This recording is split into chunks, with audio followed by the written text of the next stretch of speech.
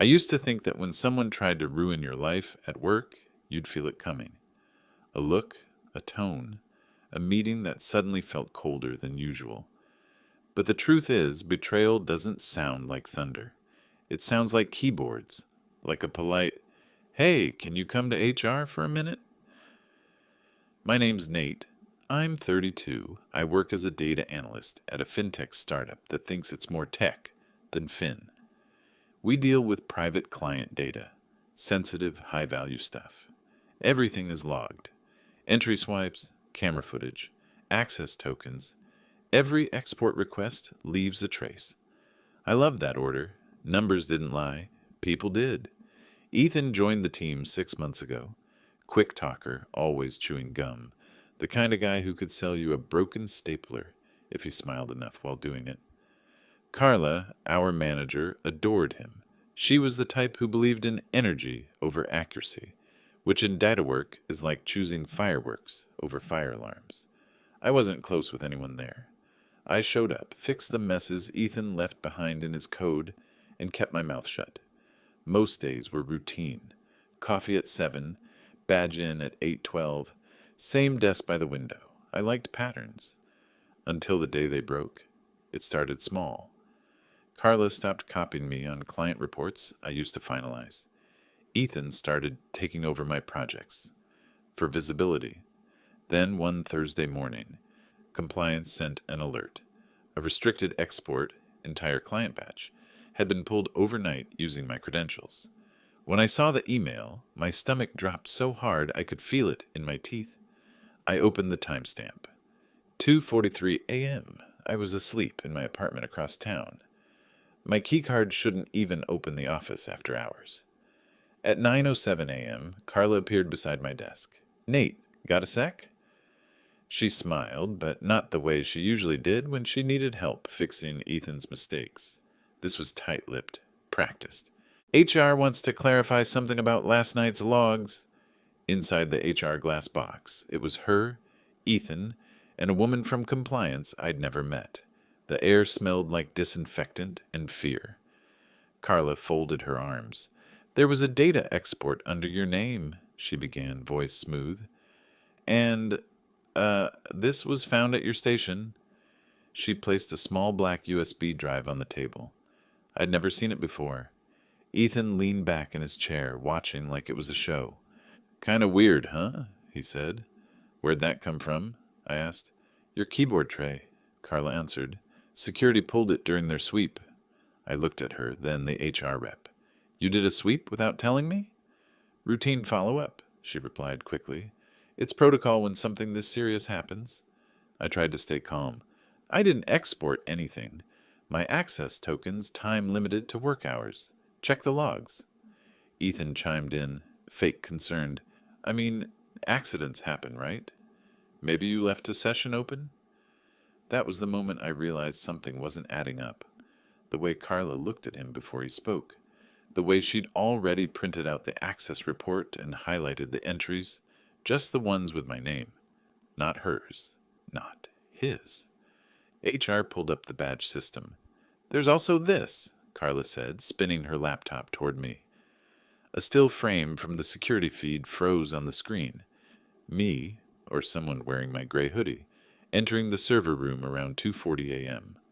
"That's not me," I said immediately. "It's your badge ID."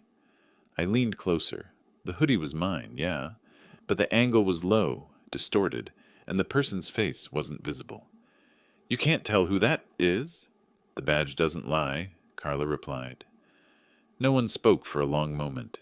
The HR woman finally said, "For now, Nate, we'll have to suspend your system access pending review. We'll also need you to hand over your ID badge until this is resolved." I stared at the table. My own reflection looked like it was already guilty. "You think I stole client data?" Carla sighed. "It's not about thinking, Nate. It's about evidence." They escorted me back to my desk to pack my things. Ethan offered this little half-smile on the way out, the kind people give when they know something you don't. The elevator ride down felt longer than the past 6 months combined. When the doors opened, I saw Luis, Bobo the night security guard, polishing the front desk. He looked up, puzzled to see me leaving mid-morning with a box. "They said I'm under review," I muttered. He frowned. "For what?"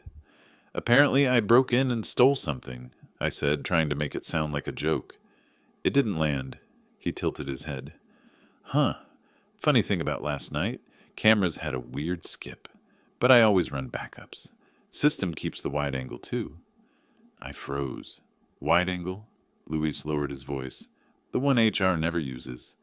Too much clutter in the frame, they say." My heart picked up a beat. "Could I—" He cut me off with a slow nod. "I already flagged it for the security director.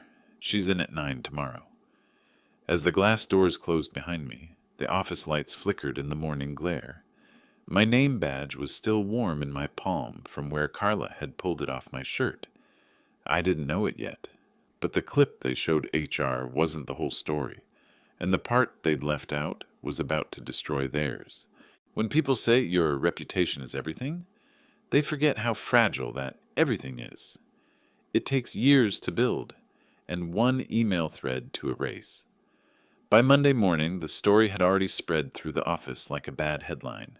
Someone in IT had whispered about a breach. Someone else mentioned compliance violation. By the time I walked in for the meeting with HR, half the office had already decided I was guilty. They sat me in the same room again. Different day, same cold air. This time security was there. A woman named Marin, head of corporate security, serious face, neutral tone. She hit play on a short clip. The video was silent. A man in a gray hoodie swiped a badge, entered the server room, stayed inside for 20 seconds, then left. Timestamp 2:43 a.m. "Your badge ID," Marin said. Carla sat across from me, pretending to be professional, but her eyes flickered with satisfaction. Ethan leaned against the wall, arms crossed, looking like he'd just finished a victory lap. "That's not me," I said again. "I wasn't there." Marin didn't answer. HR did. "The footage, the badge, the found USB, it all points to you, Nate. We need to act on the facts." "The facts?" I almost laughed. "You're showing me 12 seconds of video and a flash drive I've never touched. That's not facts. That's theater." Carla sighed like she was tired of the drama. "Nate, you've been under a lot of pressure. Maybe you just made a mistake. Nobody's judging you. We just need you to be honest." "I am being honest." Ethan jumped in, that fake sympathetic tone again. "Maybe you were trying to help a client and it crossed a line. I mean, it happens. Carla's just trying to protect the team here." "Protect the team?" That phrase burned. I looked at him and saw it clearly now, the timing of his late nights, his sudden initiative, the way he always knew what Carla was working on. This wasn't random. They were building the story, and I was the ending they needed. HR folded their hands. "For now, we'll have to place you on paid leave pending further review." "Leave," I repeated. "Meaning?" "You're suspended, Nate, effective immediately." Marin handed me an envelope. "You'll need to return your laptop.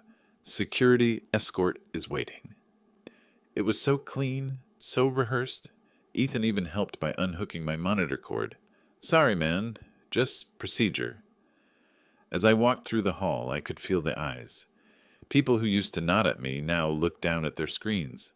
One of the interns pulled her headphones off mid-song, whispering something to a friend, the kind of silence that follows a scandal. Downstairs, Louise waited by the door.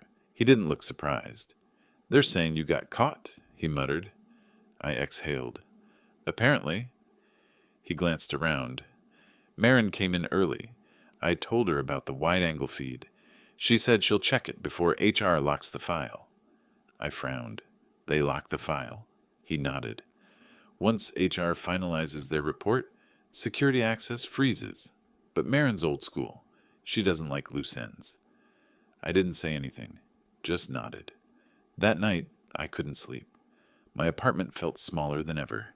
Every sound, pipes, fridge hum, passing cars, made me feel like someone was listening. I replayed every interaction, every conversation with Ethan and Carla. I'd been careful. I knew my logins, my timestamps, my audit trails. So how the hell? And then it hit me. The hoodie. 3 weeks earlier, Ethan had borrowed it when the AC broke. Just for the night, he'd said. He never gave it back. I'd even joked about it. He'd laughed. Man, it's lucky for me. Lucky. I opened my laptop, personal one this time, and started writing everything down. Timeline, messages, timestamps, every odd thing Ethan had said since that night. I backed it up twice. Not paranoia, insurance. The next morning, Marin called. "Mr. Halpern, we're reviewing something. Can you come by around 10? Her tone was different, measured but not cold. When I walked into the security office, she was standing over a bank of monitors. Luis, beside her, the wide-angle feed played on the center screen. "Watch," she said. The camera covered the full corridor. At 2:42 a.m., a figure entered the frame. A gray hoodie, yes, but shorter, bulkier. The person looked up at the camera for half a second, face half lit. It wasn't me. Marin froze the frame. "Recognize him?" "Ethan," I said quietly. She nodded. "That's what we thought." "Notice the badge?" She zoomed in. The swipe wasn't mine. It was Carla's MasterCard with override clearance. She'd used it minutes before to open the security gate. Luis crossed his arms. "He used her access, not yours. Means she either gave it or left it open." Marin muted the video. They didn't expect anyone to check the wide feed. HR asked for a trimmed version, the one showing just the door entry cropped to the ID overlay. I stared at her. "They doctored it?" "They edited it for presentation," she said carefully, which in legal terms might amount to the same thing. My pulse kicked hard. So what happens now? Marin closed the laptop and looked at me like someone measuring a fuse. "Now we document everything. Then we invite them back in to watch it together." I left the building calm, maybe too calm. I sat in my car for 10 minutes before starting the engine. The rage had nowhere to go yet, so it turned into focus. They wanted a villain? Fine. They'd get one, just not the one they wrote. That night, I backed up the wide-angle footage Marin sent me a copy of. Encrypted, time-stamped, untouchable. I sent it to a private email. If HR ever tried to bury it, I'd dig it up myself. But that was just the beginning. There's a moment, right before everything unravels, when people still believe they're in control. Carla and Ethan were still smiling in meetings, sending chirpy Slack messages like nothing had changed. I went silent.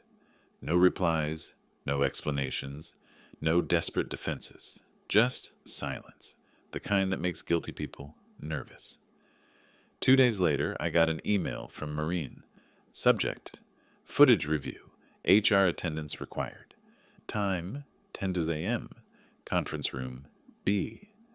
When I walked in, Carla was already there, crossing her legs like a woman certain of her victory. Ethan sat beside her, fidgeting with his smartwatch. HR had 2 reps this time, plus Marin, arms folded, calm as a fuse waiting to be lit. Marin plugged in a drive, projected the wide-angle footage on the screen, and hit play. 2:41 a.m. Empty hallway. 2:42. A gray hoodie, Ethan, moving quickly. 2:43. Swipe. Carla's master badge ID. 2:43. 10. Entry into the server room. 2:43:35. Exit. Ethan wipes something on the handle. Then, clear as daylight, he lifts his phone and sends a text. Marin froze the frame, zoomed in on the screen. One word from the message preview showed, "Done." Carla blinked. This doesn't prove... "Wait," Marin said quietly. "We're not done?" Next clip. Same time window, different camera. The overhead feed inside the server corridor. Ethan places a USB under a workstation keyboard. Carla steps into frame less than a minute later, holding a folder. She looks right at the camera, right at it, then waves Ethan off. Marin didn't pause. She let it roll until the timestamp hit 2:46. Then she turned to HR. "For the record, this footage is unedited. Pulled from the main server, redundant backup, verified checksum, matches building access logs." Silence. Ethan's face drained color. Carla's hand twitched once against her blouse. HR sat frozen. Finally, Carla tried to speak. There's an explanation. Ethan said what? Marin's voice was low, deadly even. Ethan swallowed. She told me to move the backup. She said the client data needed to be ready for audit. Carla snapped toward him. That's a lie. Then why did you give him your master badge? Marin asked. Carla's lips parted, no sound. Her eyes darted toward the HR team, searching for help. There was none. Marin clicked again. A still frame popped up. The cropped version HR had used earlier in my hearing. This, she said, is what HR received from Carla's folder. Cropped, mislabeled, and saved under incident clip. Nate. File metadata shows it was modified at 8:32 a.m. before security reviewed it. I didn't say a word. I didn't need to. HR finally exhaled. This changes everything. Marin leaned back. It always did. You just didn't have the full view. Carla stood, defensive, manicured composure cracking. This is outrageous. I've given 5 years to this company. And you'll be giving the next 5 explaining this to legal. Marin cut in. Sit down. Ethan slumped, face pale. He knew it was over. The rest was procedural. HR called legal. Marine printed reports. Compliance was looped in. I sat quietly through the whole thing, the calmest man in the room. Carla tried one last desperate line. This was a misunderstanding. We were verifying security gaps. But nobody listened. When they escorted her and Ethan out an hour later, the hallway was lined with silence. The same colleagues who'd looked away before now stared openly, watching power drain from someone who used to own the room. It's not triumph, it's gravity. Luis caught my eye near the lobby. Told you the camera doesn't lie, he said, voice low. Yeah, I replied, but people do. Back upstairs, HR gave me a folder. Inside, reinstatement letter, written apology, compensation draft. We deeply regret the misunderstanding, the director said. I wanted to laugh. Misunderstanding sounded like spilling coffee on someone, not framing them for corporate theft. Marin lingered as HR talked legalities. When they finished, she walked me to the elevator. You handled yourself well, she said. I didn't do anything, I replied. She smiled. Small. Exactly. We stopped at the door.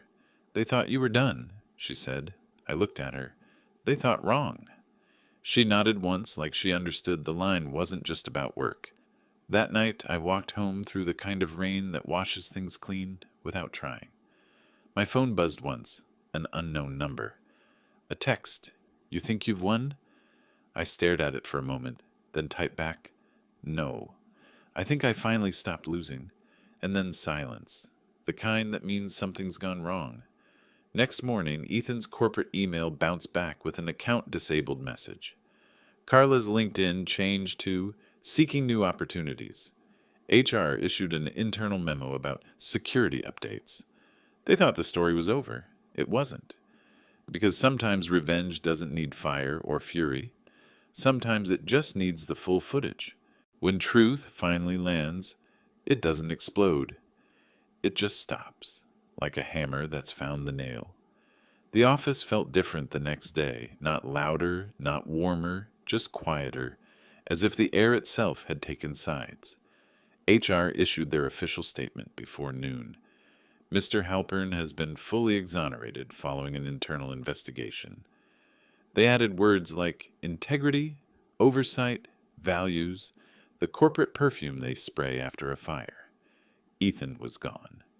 Carla's office was emptied out by facilities before lunch, her nameplate removed like she'd never been there. The rumor mill spun all morning, but I didn't feed it. I spent the day in Marina's office, signing forms, finalizing my reinstatement, listening to legal phrases like breach of conduct, termination with cause, and potential criminal referral. When it was over, Marine slid a plain white envelope across the table. Back pay, compensation for damages, offer for promotion, lead data analyst. I looked at the papers. I don't want the promotion. She raised an eyebrow. You sure? Positive. I don't want to manage people like that. I just want a clean team. She nodded slowly, as if she'd expected that. I'll approve your transfer to product analytics. Smaller group, less politics. You'll like it there. Good, I said, standing. I'm done playing defense. She smirked. Then maybe you should try peace. It suits you. The next week was a blur of HR cleanup and polite apologies from people who hadn't looked at me 2 days earlier. Glad it worked out, they'd say with smiles that meant, please don't remember that I believed them. I didn't bother replying. I wasn't there to be liked. Luis caught me one morning by the elevator. Saw the email, he said, grinning. Told you I keep backups. You saved me, I said simply. He shrugged. You saved yourself. I just hit record. It hit me then, how simple the truth had been all along. One camera, one angle. One man who cared enough not to delete it. Carla and Ethan didn't just lose their jobs. They lost their story. Without it, they were nothing but empty resumes. HR told me later that legal had found message threads between them planning the setup. The word clean exit showed up 3 times. Irony doesn't get clearer than that. I didn't celebrate. Didn't post anything. Didn't tell my friends. I went home, made black coffee, opened my blinds, and watched the city move. For the first time in weeks, I felt something close to normal. Not happy, just still. A few days later, Marin called me again. Thought you should know, she said. Corporate approved a case review. They're sending the findings to external counsel. You might be contacted for a statement. I hesitated. Do I have to? Not unless you want to. But your name's clear, Nate. You get to choose what happens next. I let that sink in. A choice. Something I hadn't had in months. Then I'll pass, I said. Let the company clean its own mess. Fair enough, she replied. You know, most people would have made noise. Lawsuits, interviews, social media. You didn't. Noise doesn't fix anything, I said. Proof does, she chuckled. You'd make a good investigator. Not interested, I smiled. I like working in quiet rooms. When I finally cleared my desk, it didn't feel like an ending. More like a door closing the right way.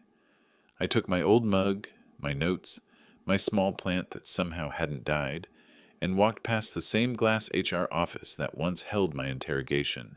The reflection staring back at me wasn't angry anymore. It just looked finished. As I passed the lobby, Luis gave me a small salute. The security monitor behind him played the archived footage, timestamp glowing faintly. 2:42, complete file. They keeping that? I asked. He grinned. Per policy, for 7 years. Good, I said.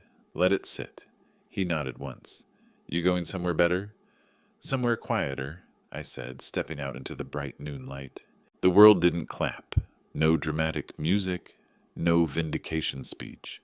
Just the hum of traffic, the smell of rain from the night before, and the realization that peace doesn't need witnesses. I didn't see Carla again, though someone said she tried to appeal and got blacklisted in the industry. Ethan resurfaced months later in another company, lasted 3 weeks, then disappeared. I didn't follow up. Some stories don't deserve sequels. I still keep the original footage on a small encrypted drive at home. Not out of paranoia, out of respect. Proof of what happens when truth has patience. Every so often, when I leave for work, I tap the pocket where that drive sits, like a lucky charm or maybe a reminder.